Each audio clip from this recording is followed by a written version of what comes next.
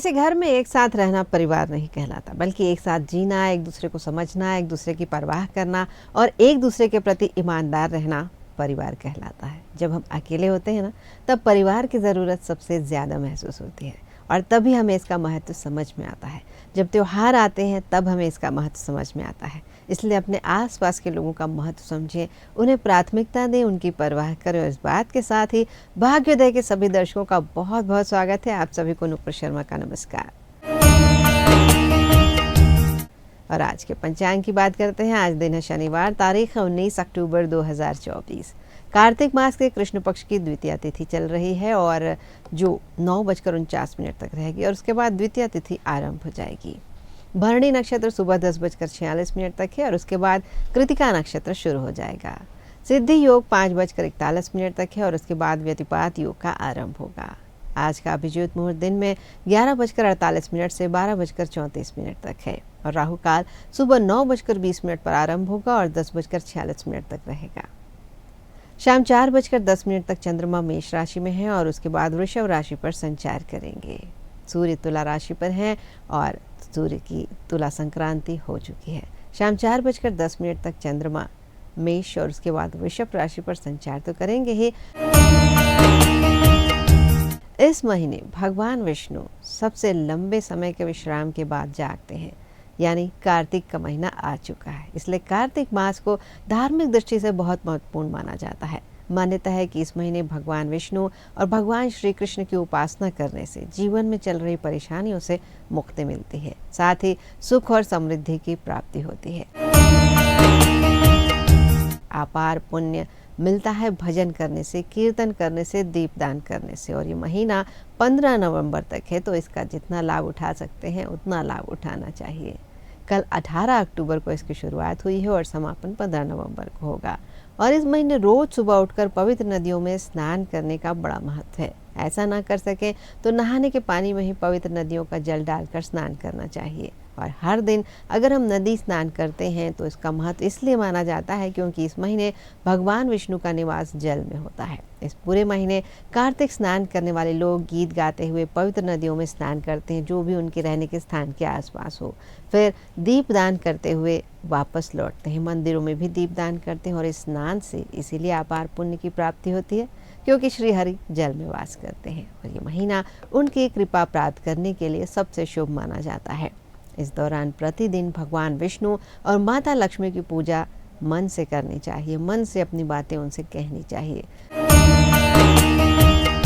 साथ ही घर में भजन कीर्तन दीपदान करें और तुलसी के पौधे की पूजा करना भी इस महीने में बहुत शुभ माना जाता है। सुबह और शाम तुलसी के पौधे के पास देसी घी का दीपक जलाने से भी विशेष फलों की प्राप्ति होती है। अपनी श्रद्धा अनुसार गरीबों को गर्म कपड़े, भोजन या धन का दान करना भी बहुत पुण्यकारी होता है।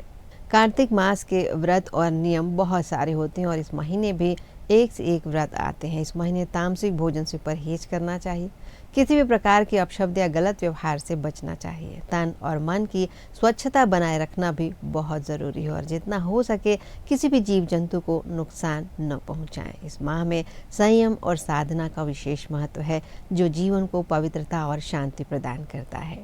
और कार्तिक महीने की बात आती है तो मिट्टी के सामान और रंगों की खुशबू चारों ओर महसूस होने लगती है। बाजार में चहल पहल, भीड़ भाड़ नजर आने लगती है। घरों की सफाई पुताई शुरू हो जाती है। बहुत सारा मिट्टी का सामान बाजारों में नजर आने लगता है क्योंकि दीपावली का त्योहार आने होता है। इसमें सबसे सिंपल और प्यारी चीज़ होती है दीपक, क्योंकि ये उजाला फैलाता है। पहले तो एक ही तरह के दीपक आते थे, लेकिन आज इनकी वैरायटी आश्चर्यचकित कर देती है। शाम होने पर अंधेरा दूर करने के लिए और पूजा के दौरान दीपक जलाया जाता है। घर के मुख्य द्वार और तुलसी के पौधे के सामने दीप जलाना हमारे लिए बहुत महत्वपूर्ण होता है। इससे अंधकार तो दूर होता ही है, सारी नेगेटिव एनर्जी भी दूर होती है। जीवन की परेशानियां इस अंधकार के साथ ही खत्म हो जाती हैं, वास्तु दोष दूर होते हैं। अग्नि देव को साक्षी मानकर उनकी मौजूदगी में किए गए काम भी सफल होते हैं। इसीलिए किसी भी देवी देवता के पूजन के समय दीपक जलाया जाता है और घर में इससे पॉजिटिव एनर्जी चारों ओर फैल जाती है, हमारे मन में भी पॉजिटिविटी आती है। शाम के समय अगर मुख्य द्वार पर दीपक जलाते हैं तो समझ लीजिए कि आप माता लक्ष्मी को अपने घर तक आने की राह दिखा रहे हैं। और धार्मिक कारणों की बात करें तो दीपक ज्ञान और रोशनी का प्रतीक है। दीपक को सकारात्मकता का प्रतीक और दरिद्रता दूर करने वाला माना जाता है। इसे जलाने का कारण ये भी है कि हम अज्ञान का अंधकार मिटाकर अपने जीवन में ज्ञान के प्रकाश के लिए पुरुषार्थ करें। और अगर हमें ज्ञान का या किसी भी चीज़ का लाभ लेना है तो उसके लिए पहले दीपक की तरह जलना पड़ता है। ये संदेश भी दीपक देता है। और हमारे यहाँ विषम संख्या में दीप प्रज्वलित करने की परंपरा सदियों से चली आ रही है। घी का दीपक अगर लगाएं तो घर में सुख समृद्धि आती है, लक्ष्मी का स्थायी रूप से निवास होता है, क्योंकि घी को पंचामृत यानी 5 अमृतों में से एक माना गया है। और किसी भी सात्विक पूजा का पूर्ण फल पाने के लिए घी का दीपक और तामसिक यानी तांत्रिक पूजा को सफल बनाने के लिए तेल का दीपक लगाया जाता है। और वैज्ञानिक कारण अगर जानना चाहें तो गाय के घी में रोगाणुओं को भगाने की क्षमता होती है। यह घी जब दीपक में अग्नि के संपर्क में आता है तो वातावरण को पवित्र बना देता है। इससे प्रदूषण दूर होता है, बीमारी के कीटाणुओं का नाश होता है और पूरे घर में रहने वालों को फायदा मिलता है, चाहे वो पूजा में सम्मिलित हो या ना हो। दीप प्रज्वलित करने से घर को प्रदूषण मुक्त बनाने का एक रास्ता साफ होता है। और अग्नि में कोई भी चीज़ अगर जलाई जाए तो वो खत्म नहीं होती, बल्कि छोटे छोटे अदृश्य कणों में बंटकर वातावरण में फैल जाती है। इसलिए अग्नि से घी का फैलना वातावरण को शुद्ध करता है।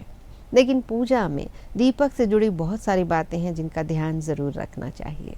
इस बार जब आप दीपावली में दीपक खरीद कर लाएं तो देवी देवताओं को घी का दीपक अगर जलाते हैं तो अपने बाएं हाथ की ओर रखें, और तेल का दीपक जलाते हैं तो दाएं हाथ की ओर रखें। और पूजा करते वक्त कोशिश करें कि दीपक ना बुझे, इसलिए हवा न चलने दें वहाँ पर। और यदि बुझ जाता है तो क्षमा मांग कर उसे फिर से जला लें। घी के दीपक के लिए सफ़ेद रुई की बत्ती का उपयोग किया जाना चाहिए, और तेल के दीपक के लिए लाल धागे वाली बत्ती यानी कलेवा की बत्ती जो होती है वो श्रेष्ठ बताई गई है। और कोशिश करें कि किसी भी प्रकार का क्रैक या खंडित दीपक पूजा में न जलाएं। धार्मिक कार्यों में किसी भी प्रकार की खंडित सामग्री को शुभ नहीं माना जाता है।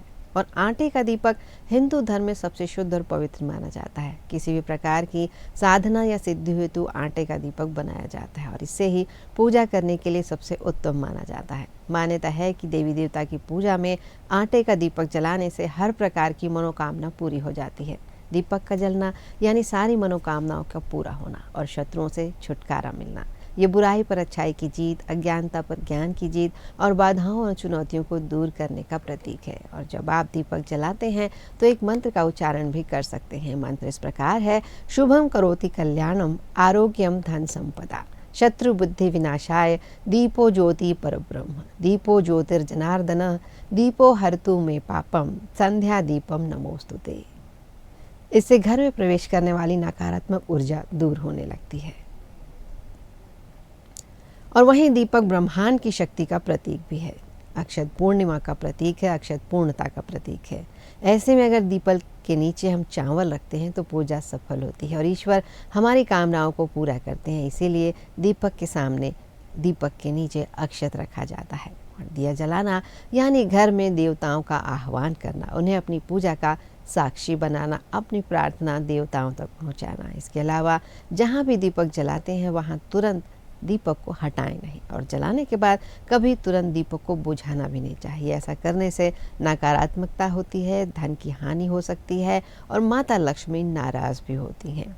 और दीपक तो जला लिया, दीपावली में हम कितने ही दीपक जलाते हैं, लेकिन उसके बाद इन दीपों का क्या करते हैं, कहाँ पड़े रहते हैं, इस बात से भी बहुत फ़र्क पड़ता है। यदि दीपक की बाती पूरा जल जाती है तो इसका अर्थ है कि आपके ऊपर देवी देवताओं की कृपा बनी हुई है। जिस कार्य के लिए आप प्रयासरत हैं वो काम पूरा होने वाला है। और वहीं अगर पूजा के दौरान दिए की लौ ऊपर की ओर उठने लगे तो इसका अर्थ है कि आपकी पूजा सफल हुई है और आपको अपनी पूजा के शुभ परिणाम मिलने वाले हैं। और वहीं बता दें कि जली हुई बाती में भी सकारात्मक ऊर्जा होती है, इसलिए इसे यहाँ वहाँ नहीं फेंकना चाहिए और जली हुई बातियों को जमा करके रखते चले जाएं और एक बड़े दीपक में रखकर एक साथ जब वो ज़्यादा हो जाती हैं उन्हें जला दें और इसकी राख का इस्तेमाल करें। जब आप कहीं जाते हैं किसी शुभ काम के लिए तो इस राख का टीका करके जाएं। यदि कोई बीमार है तो उसके शरीर पर इस राख को मला जा सकता है, या फिर इन बत्तियों को नदी में प्रवाहित कर दें या पवित्र स्थान पर रखें या फिर धार्मिक स्थान की मिट्टी में इन्हें दबा भी सकते हैं।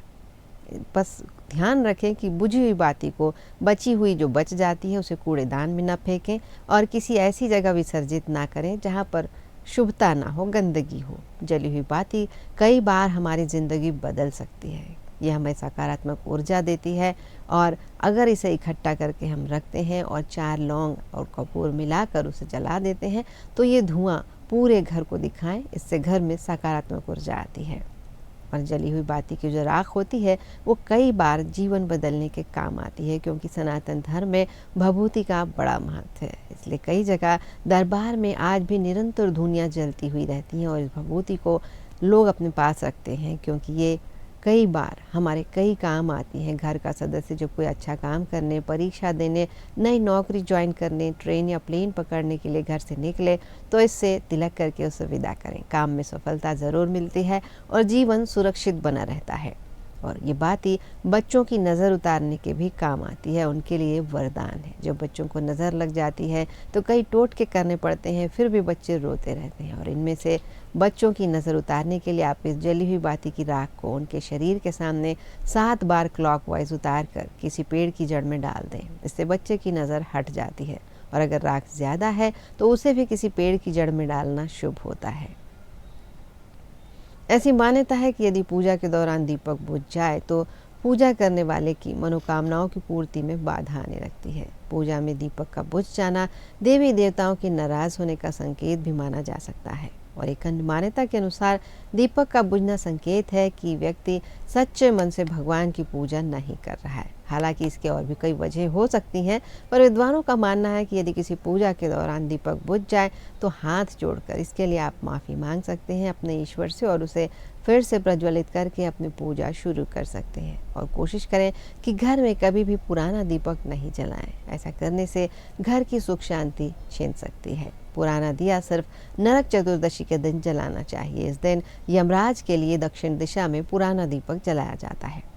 और अगर हमारे दीपक की लौ उत्तर दिशा की ओर है तो ये सबसे शुभ माना जाता है। इस दिशा में दीपक की लौ रखने से धन में वृद्धि होती है। पूर्व दिशा की ओर दीपक की लौ रहती है तो जातक लंबी उम्र पाता है। और पश्चिम दिशा की ओर दीपक की लौ का जलना अशुभ माना गया है, क्योंकि इस दिशा में शनि की दिशा को माना गया है। और दक्षिण दिशा यम की दिशा होती है, हमारे पितरों की दिशा होती है, इसलिए दिशा में भी आमतौर पर दीपक नहीं जलाया जाता है। और अगर घर की नकारात्मक ऊर्जा को दूर करना चाहते हैं तो दीपक में एक लौंग डाल दें और फिर इसे जलाएं। घर में सकारात्मक ऊर्जा का वास होगा और बुरी दृष्टि से भी छुटकारा मिलेगा। अगर काली मिर्च को घी के दीपक में डालकर जलाते हैं तो पैसों की तंगी दूर हो सकती है और धन हानि का खतरा भी कम हो जाता है। और अगर हल्दी डालकर आप दिया जलाते हैं तो घर में सुख, समृद्धि, शांति और बरकत आती है। घर से निगेटिविटी दूर होती है। कपूर और हल्दी डालकर आटे का दीपक जलाने से भगवान हनुमान जी की कृपा प्राप्त होती है और जीवन के सभी कष्ट दूर होते हैं। राहु केतु के दोष से मुक्ति पाना चाहते हैं तो सुबह शाम घर में अलसी के तेल का दीपक जलाना शुभ होता है। ऐसा करने से कुंडली में राहु केतु का दोष दूर होता है और जीवन में पॉजिटिव एनर्जी का संचार होता है। और शनिवार को शनि मंदिर में सरसों तेल का दीपक जलाने से शनि प्रकोप से मुक्ति मिलती है, शनिदेव का आशीर्वाद मिलता है। पीपल की जड़ में भी आप इसे जला सकते हैं। धन संबंधी समस्याओं से मुक्ति के लिए माता लक्ष्मी के सामने हर रोज 7 मुखी दीपक यानी 7 बत्तियों वाला दीपक जलाना शुभ माना जाता है। ऐसा करने से माँ लक्ष्मी का आशीर्वाद मिलता है, अटका हुआ धन मिल जाता है और बुद्धि और ज्ञान में वृद्धि के लिए आप सरस्वती माता के सामने रोज 2 बत्तियों वाला दीपक जला सकते हैं। गणेश जी के सामने 3 बत्तियों वाला दीपक जलाने से घर में बरकत आती है और बच्चों की बुद्धि का विकास होता है। आरोग्य और धन वृद्धि के लिए रसोई घर में जहाँ आप पानी रखते हैं वहाँ पर घी का दीपक रोज जलाना चाहिए। ऐसा करने से बुरी शक्तियों से मुक्ति मिलती है। नौकरी और व्यापार में भी अच्छी उन्नति होती है। और रोज शाम को दरवाजे के दोनों ओर तेल या घी का दीपक जलाने से परिवार में सुख समृद्धि बढ़ती है और सदस्यों के बीच आपसी प्रेम बना रहता है। यदि कर्ज का बोझ बहुत ज़्यादा हो गया है तो उससे मुक्ति के लिए घर में हर रोज़ तेल का दीपक जलाना चाहिए और ईश्वर से कर्ज मुक्ति की प्रार्थना करनी चाहिए। इसके बाद शाम के समय पीपल के वृक्ष के नीचे घी का दीपक जलाएं। ऐसा करने से धीरे धीरे कर्ज से मुक्ति मिलती है। नौकरी और व्यापार में उन्नति के योग बनते हैं। परिवार में सुख, शांति और समृद्धि के लिए हर रोज़ बाल गोपाल के सामने और गुरुवार के दिन भगवान विष्णु के सामने और केले के वृक्ष के नीचे घी का दीपक हल्दी डालकर जलाना चाहिए। इसके बाद 108 बार ओम नमो भगवते वासुदेवाय नमः मंत्र का जाप करने से घर में सकारात्मक ऊर्जा बनी रहती है और धीरे धीरे जीवन के सभी कष्ट दूर होते हैं। अनजाना डर और शत्रु भय है, तो इससे रक्षा करने के लिए हर सोमवार और शनिवार को भगवान भैरव के मंदिर में सरसों तेल का दीपक जलाना चाहिए। ऐसा करने से आपके सभी डर दूर होते हैं, आसपास सुरक्षा कवच बन जाता है और मान सम्मान में वृद्धि के लिए हर रोज सुबह सूर्यदेव को जल का अर्घ्य दें और फिर देसी घी का दीपक जलाकर सूर्य भगवान की आरती करें। दीपक जलाने से न केवल जीवन का अंधकार दूर होता है, बल्कि घर में मौजूद नेगेटिव एनर्जी भी दूर होती है। और शास्त्रों के अनुसार दीपक जलाने से जीवन की परेशानियां खत्म हो जाती हैं, वास्तु दोष दूर होते हैं। बिना दीपक जलाए हमारी हर प्रकार की पूजा अधूरी मानी जाती है। और दीपक में एक पूजा में दीपक जलाना इसीलिए ज़रूरी माना जाता है। और दीपक न केवल घर का बल्कि जीवन का अंधकार दूर करता है। तो हम सभी के जीवन से हर प्रकार का अंधकार दूर हो, इस शुभकामना के साथ ही आज के भाग्योदय से अब यही अनुमति दीजिए। आप सभी को नूपुर शर्मा का नमस्कार।